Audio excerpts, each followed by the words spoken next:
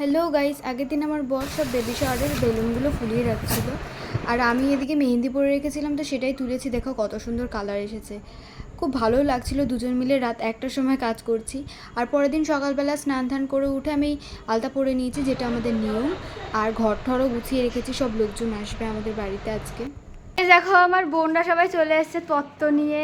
এখানে সবাই মিলে কত রকমের তত্ত্ব নিয়েছে, এগুলো আমার গিফট। आज बेला वे सारे आने नचना सारे आने गाना वे खुशियां दा चढ़िया आज बेला वे सारे आने नचना सारे आने गाना।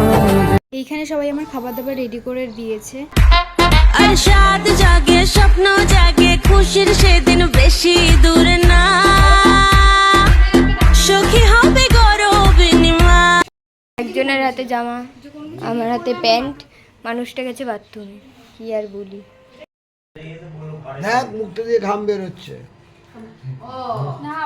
বায়ু দূষণ বেরাচ্ছে। আমার শ্বশুর বাড়ি থেকে নিয়ম আছে, বাপের বাড়ি থেকে শাঁকাপলা পরাতে হয়, তাই আমার কাকি এখানে আমার শাঁকাপলা পরিয়ে দিচ্ছে। আর আমার বড় কিন্তু হেল্প করে দিয়েছে অনেকটাই।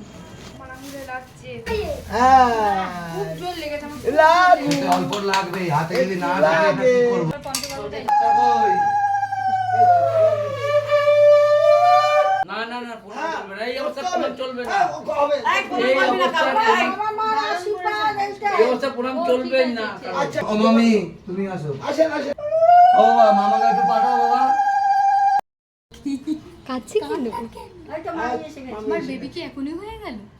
কে জানে বাজাতে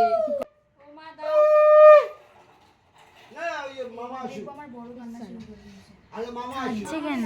কাঁদছে মামাকে একটু ডাকো,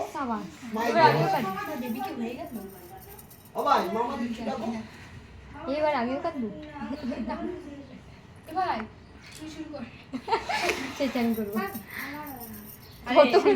শোন না, এতটা তো উপর দিয়ে দিয়েছে, কোলে রাখতে হয়। এই না আমাকে তো কেউ বল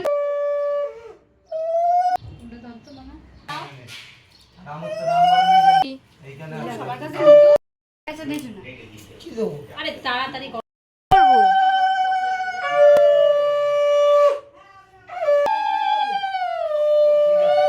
এক এক পাটা কিছু ছোট মাকে দেখে আমরাও করবো। গোবর খা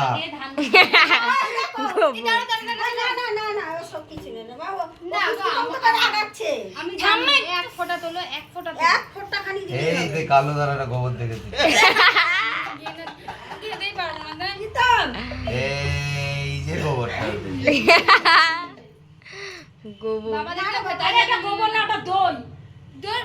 কালো কালো কি দেখতে পেয়ে গেলাম না, এক চামচ আমি তুলে দিচ্ছি।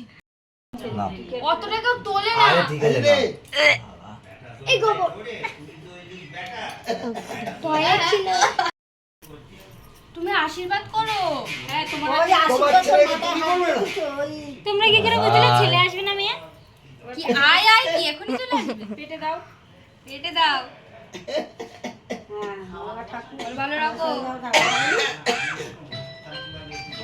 কোলে কোলে খাইয়ে দিতে হবে সব রকম ভাজা দিয়ে আমাকে। এই কোনা এদি আমি দাদা কি হয়ে গেছে? ট্যাঙ্কা করে দাও। ও আমি চাটনি দিয়ে মেখে খাই। দাদা আজকে তো ইমিডিয়েট আচ্ছা করে বলতে আমি কোনো বলে গেছে এবার নিজে খাই নাও। বস এবার তোমরা ঠিক রাখো আমাদের বউকে চিন্তা করো। গাইস আমি খাচ্ছি বললে বলেই তো এখন কথা ছুটি না খালি। হ্যাঁ খাবি যদি এখন চলে যায় তো ছুটিটা ওকে তো কথা বলতেছে। আমাকে খেতে দেওয়ার পর কিন্তু বাড়ির সবাই কচুরি আর আলুর দম খেয়ে নিয়েছিল, তাই আমার বোন ভিডিও বানাচ্ছিল এটা। মাংসর কিছু করা হয়েছে যে তুমি খাবা না? তো গাইস আমার যা হচ্ছে আমি তাতেই খুশি। আর আমার রান্নাগুলো মামি করে দিয়েছে, অনেক টেস্টি হয়েছে, অনেক সুন্দর হয়েছে।